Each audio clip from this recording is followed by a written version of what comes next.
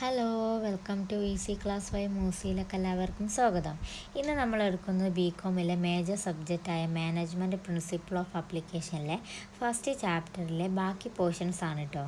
ഇനി എടുക്കാനുള്ളത് importance of മാനേജ്മെൻറ്റും പിന്നെ functions of മാനേജ്മെൻറ്റുമാണ്.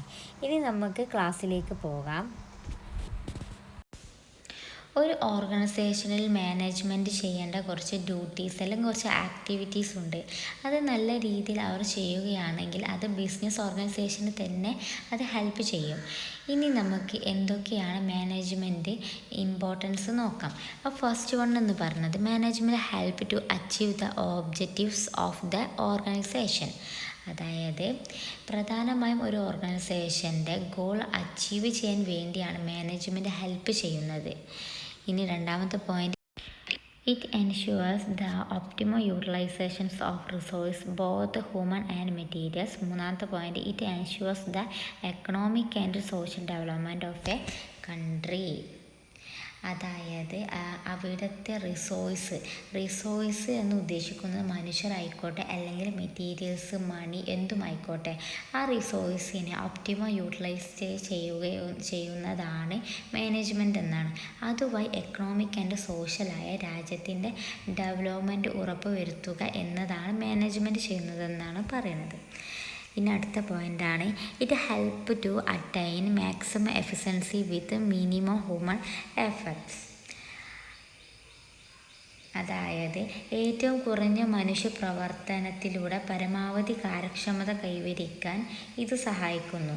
ഇനി അടുത്ത point, it help to promote the welfare of the society by providing better quality goods. അപ്പം സൊസൈറ്റിയുടെ ക്ഷേമകാര്യത്തിൽ പ്രവർത്തിക്കുന്ന ഒന്നാവണം. അതായത് മെച്ചപ്പെട്ട ഗുണനിലവാരമുള്ള സാധനങ്ങൾ നൽകിക്കൊണ്ട് സമൂഹത്തിൻ്റെ ക്ഷേമം നിലനിർത്തുന്നതിന് ഇത് സഹായിക്കുന്നു.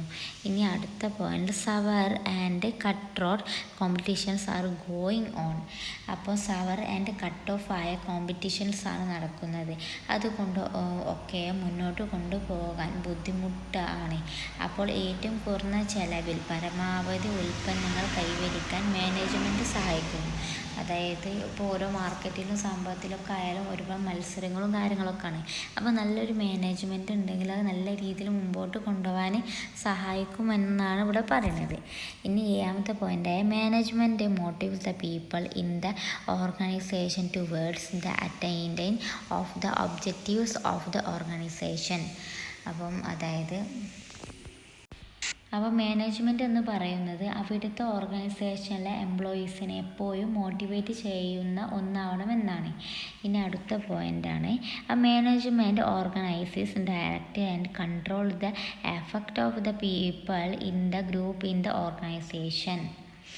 അപ്പോൾ അതായത് ഒരു ഓർഗനൈസേഷനിലെ ഗ്രൂപ്പിലെ ആളുകളുടെ പ്രവർത്തനങ്ങൾ മാനേജ്മെൻറ്റാണ് ഡയറക്റ്റ് ആൻഡ് കൺട്രോളൊക്കെ ചെയ്യുന്നത്. കാര്യങ്ങളൊക്കെ നിർദ്ദേശിക്കുന്നതും കൺട്രോൾ ചെയ്യണവും കാര്യങ്ങളൊക്കെ ചെയ്യുന്നത് മാനേജ്മെൻ്റ് ആണ് എന്നാണ് പറയുന്നത്.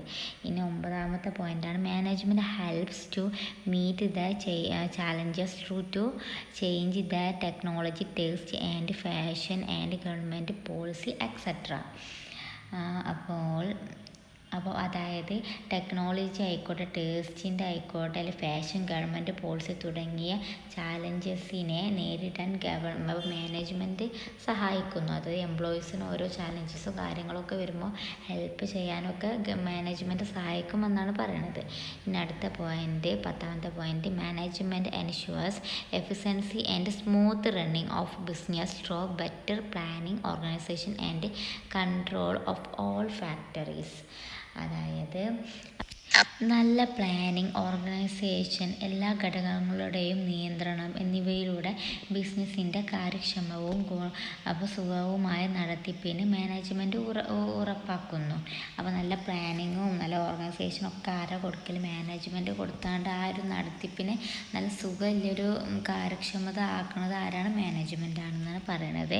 ഇനി management provides new idea imagination and a vision to the enterprise. അതായത് മാനേജ്മെൻറ്റ് ഒരു സംരംഭത്തിന് നല്ല ഐഡിയ, ഇമാജിനേഷൻ ഒക്കെ നൽകുന്നു. ഇനി 12ാമത്തിൻ്റെ അർത്ഥം എന്ന് പറയുന്നത് ബിസിനസ് വളരുന്നതിന് മാനേജ്മെൻറ്റ് ആവർത്തിച്ചുള്ള പ്രോത്സാഹനം നൽകുന്നു. അതായത് ആവർത്തിച്ച് അവരെ കൺട്രോൾ ചെയ്ത് പ്രോത്സാഹിപ്പിച്ച് അങ്ങനെയൊക്കെയാണ് എംപ്ലോയീസിനെ കൊണ്ട് വർക്ക് ചെയ്യിപ്പിക്കുന്നതെന്നാണ് പറയുന്നത്. പിന്നെ ലാസ്റ്റത്തെ പോയിൻ്റാണ് ഇറ്റ് എൻഷ്യൂർസ് കോർഡിനേഷൻസ് അപ്പോൾ between different activities in the organisation. It help to establish team spirit. അതായത് മാനേജ്മെൻറ്റ് സ്ഥാപനത്തിലെ വിവിധ പ്രവർത്തനങ്ങൾ തമ്മിലുള്ള കോർഡിനേഷൻ ഉറപ്പാക്കുന്നു. അതുകൂടാതെ ടീം സ്പിരിറ്റ് എസ്റ്റാബ്ലിഷ് ചെയ്യാൻ സഹായിക്കുന്നു. അതായത് അവരുടെ ആ ഒരു കോർഡിനേഷനും കാര്യങ്ങളൊക്കെ നല്ല രീതിയിലാണോ ഒക്കെ നോക്കൽ ആ ഒരു മാനേജ്മെൻറ്റ് വർക്കേഴ്സിൻ്റെ കാര്യങ്ങളൊക്കെ നോക്കൽ ആരാണ്? മാനേജ്മെൻറ്റാണ്. അപ്പോൾ നമ്മൾ ഇമ്പോർട്ടൻസ് ഓഫ് മാനേജ്മെൻറ്റ് നമ്മൾ ഫുൾ കവർ ചെയ്തു. ഇനി നമുക്ക് ഫങ്ഷൻസ് ഓഫ് മാനേജ്മെൻറ്റ്. അപ്പോൾ ഇനി ഫങ്ഷൻസ് ഓഫ് മാനേജ്മെൻ്റ് ആണ്. നമുക്ക് ഒരുപാട് ഫങ്ഷൻസ് ഉണ്ട് മാനേജ്മെൻറ്റിന്. പക്ഷെ നമ്മുടെ സിലബസിലാകില്ലത് 4 ഫങ്ഷൻസ് ആണ് കേട്ടോ. അതുകൊണ്ട് നമുക്കിത് 4 ഫുള്ളായിട്ട് നമുക്ക് കവർ ചെയ്യാം. അപ്പം ഫസ്റ്റ് വൺ ആണ് പ്ലാനിങ്, സെക്കൻഡ് വൺ ഓർഗനൈസിങ്, പിന്നെ ലീഡിങ്, പിന്നെ കൺട്രോളിങ്. ഇനി നമുക്ക് ഇതെന്തൊക്കെ വിശദമായി ഇനി നമുക്ക് പ്ലാനിങ് എന്താണെന്ന് നോക്കാം. Planning is deciding in advance what is to be done in future. അപ്പോൾ എന്നാൽ ഭാവിയിൽ ചെയ്യേണ്ട കാര്യങ്ങളെക്കുറിച്ച് മുൻകൂട്ടി തീരുമാനിക്കുന്നതിനെയാണ് പ്ലാനിങ് എന്ന് പറയുന്നത്. അതായത് ആദ്യം ഏതൊരു കാര്യം ചെയ്യുകയാണെങ്കിലും ഒരു പ്ലാനിങ് വേണം, എന്നാലേ നല്ല നിലയിൽ നേടാൻ കഴിയുകയുള്ളൂ.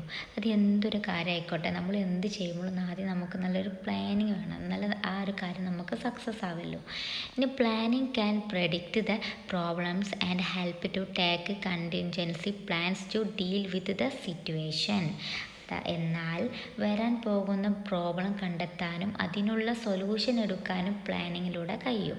അപ്പോൾ നമുക്ക് എന്തൊരു ബുദ്ധിമുട്ട് വരാണെങ്കിലും അപ്പോൾ എന്തൊരു കാര്യം ചെയ്യാനാണ് പ്ലാനിങ് ഉണ്ടെങ്കിൽ നമുക്കത് നടക്കുമെന്നാണ് പറയുന്നത്. നമുക്ക് മുൻകൂട്ടി കാണാൻ വേണ്ടി പറ്റും. ഇനി മാനേജ്മെൻറ്റിൽ രണ്ടാമത്തെ ഫങ്ഷനാണ് organising. Organising is the process of defining and grouping activities and establishing authority responsibility relationship among them for achieving organisational goal. അതായത് ഓർഗനൈസിങ് ഗോൾ അച്ചീവ് ചെയ്യുന്നതിന് വേണ്ടി അവിടുത്തെ ആക്ടിവിറ്റീസിനെ ഐഡൻറ്റിഫൈ ചെയ്യുകയും അതിൻ്റെ ബേസിൽ ഗ്രൂപ്പാക്കി അതോറിറ്റി പിന്നെ റെസ്പോൺസിബിലിറ്റി ഒക്കെ വീതിച്ച് തരുന്നതിനുമാണ് ഓർഗനൈസിങ് എന്ന് പറയുന്നത്. അതായത് നമ്മുടെ ആ ഒരു ഗോള് കിട്ടാൻ വേണ്ടി എംപ്ലോയീസിന് റെസ്പോൺസിബിലിറ്റിയും കാര്യങ്ങളൊക്കെ അങ്ങോട്ടും ഇങ്ങോട്ടും വീതിച്ച് കൊടുക്കുന്നതിനെയാണ് നമ്മൾ ഓർഗനൈസിങ് എന്ന് പറയുന്നത്. ഇനി അതിൻ്റെ കുറച്ച് ഓർഗനൈസിൻ്റെ ആക്ടിവിറ്റീസാണ് ഇന്ന് പറയാൻ പോകുന്നത്. അപ്പം ഓർഗനൈസിങ് അസൈൻമെൻറ്റ് ഓഫ് ഡ്യൂട്ടീസ്, പിന്നെ grouping task, authority responsibility, relationship, allocations of resource, ഇതൊക്കെയാണ് ആ ഒരു മാനേജ്മെൻറ്റിൻ്റെ ഡ്യൂട്ടി എന്ന് പറയുന്നത്. ഇനി മൂന്നാമത്തെ ഫങ്ഷൻ എന്ന് പറഞ്ഞാൽ ലീഡിംഗ് ആണ്. അപ്പോൾ leading involves motivating and directing employees to work towards the organisational goals. അതായത് ലീഡിംഗ് എന്ന് പറഞ്ഞാൽ എംപ്ലോയീസിന് ജോലി ചെയ്യാൻ ഡയറക്റ്റിംഗ്, മോട്ടിവേറ്റിംഗ് തുടങ്ങിയത് ലീഡിങ്ങിൻ്റെ ഒരു ഭാഗമാണ്. അപ്പം ലീഡിംഗ് എന്ന് പറഞ്ഞാൽ അപ്പം എംപ്ലോയീസിനെ മോട്ടിവേറ്റ്, എന്തെങ്കിലും ബുദ്ധിമുട്ട് കാര്യമൊക്കെ അതിനൊക്കെ മോട്ടിവേറ്റ് ചെയ്യാം, പിന്നെ എന്താ ചെയ്യേണ്ട കാര്യങ്ങളൊക്കെ പറഞ്ഞു കൊടുക്കേണ്ടതൊക്കെ മാനേജ്മെൻ്റ് ആണ് എന്നാണ് പറയുന്നത്. ഇനി ഈ ലീഡിങ്ങിൻ്റെ ആക്ടിവിറ്റീസ് എന്ന് പറയുന്നത് കമ്മ്യൂണിക്കേറ്റിംഗ്, പിന്നെ മോട്ടിവേറ്റിംഗ്, ഗൈഡിങ് ആൻഡ് റിസോൾവിങ്. നല്ല കമ്മ്യൂണിക്കേറ്റ് ചെയ്യുക അവരോട്, അതായത് വർക്കേഴ്സിനോട്, പിന്നെ മോട്ടിവേറ്റ് ചെയ്തുകൊണ്ടിരിക്കുക അവരെ, പിന്നെ അവർക്ക് വേണ്ട ഗൈഡൻസ് കാര്യങ്ങളൊക്കെ കൊടുക്കുക. പിന്നെ റിസോൾവിങ് എന്ന് പറഞ്ഞാൽ പ്രോബ്ലം കാര്യം എന്തെങ്കിലും ഡൗട്ട് കാര്യങ്ങളൊക്കെ വരുമ്പോൾ ആ ഒരു കോൺഫ്ലിക്റ്റ് തീർക്കാനും ഒക്കെയാണ് ആ ഒരു ആക്ടിവിറ്റീസൊക്കെയാണ് ലീഡിങ്ങിലൂടെ മാനേജ്മെൻറ്റ് ചെയ്യുന്നത്. ഇനി നമുക്ക് കൺട്രോളിങ് എന്താ നോക്കാം. അപ്പോൾ കൺട്രോളിങ് ആണ് ഏറ്റവും ലാസ്റ്റത്തെ ഫങ്ഷൻ എന്ന് പറഞ്ഞാൽ നാലാമത്തെ ഫങ്ഷൻ. ഇനി controlling is the process of ensuring actual activities conform to planned activities. എന്നാൽ മുൻകൂട്ടി പ്ലാൻ ചെയ്യുന്നതിന് അനുസരിച്ചാണോ സ്ഥാപനത്തിൽ ആക്ച്വൽ ആക്ടിവിറ്റീസ് നടന്നത് എന്ന് നോക്കലാണ് കൺട്രോൾ എന്ന് പറയുന്നത്. അതായത് നമ്മളുടെ ആക്ച്വൽ ആക്ടിവിറ്റീസ് എന്താണ് നടന്നതെന്ന് അത് നമ്മുടെ പ്ലാനിങ് ആക്ടിവിറ്റീസുമായി കമ്പയർ ചെയ്യുന്നതാണ് കൺട്രോളിങ്ങിൽ നടക്കുന്നത്. ഇനി കൺട്രോളിങ് വരുന്ന ആക്ടിവിറ്റീസ് എന്തൊക്കെയാണ് നമുക്ക് നോക്കാം.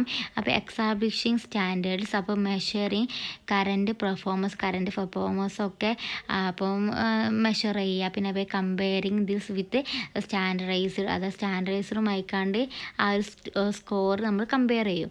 അപ്പോൾ ടോക്കിംഗ് കറൻറ്റ് ആക്ഷൻസ്, ഇത് നമുക്ക് ആ ഒരു എന്താണ് പ്രോബ്ലം കാര്യങ്ങളൊക്കെ നോക്കിക്കാണ്ട് അതിന് കറക്റ്റ് ആയിക്കാണ്ട് ആക്ഷൻ നമ്മൾ എടുക്കും. അതാണ് കൺട്രോളിങ് എന്ന് പറഞ്ഞാൽ. അപ്പോൾ നമ്മളുടെ 4 ഫങ്ഷൻസും കഴിഞ്ഞു. ഇനി നമുക്ക് അടുത്ത 2ാമത്തെ ചാപ്റ്ററാണ് എടുക്കാറ്. അത് നമ്മൾ അടുത്ത ക്ലാസ്സിൽ എടുക്കുന്നതാണ്. പിന്നെ നിങ്ങൾക്ക് എന്തെങ്കിലും ഡൗട്ടോ കാര്യമോ എന്തെങ്കിലും ഉണ്ടെങ്കിൽ പ്ലീസ് കമൻറ്റ് ബോക്സിൽ ചോദിച്ചാൽ മതി കേട്ടോ. പിന്നെ എല്ലാവർക്കും ഇത് മനസ്സിലായിക്കണം എന്ന് വിചാരിക്കണു. എല്ലാവർക്കും മനസ്സിലായാൽ ഇനിയും ക്ലാസ് കിട്ടണമെങ്കിൽ എല്ലാവരും സബ്സ്ക്രൈബ് ചെയ്യാൻ മറക്കരുത് കേട്ടോ. പിന്നെ നല്ല ക്ലാസ്സാണ്, ലൈക്കും ഒക്കെ ചെയ്യേണ്ടി കേട്ടോ.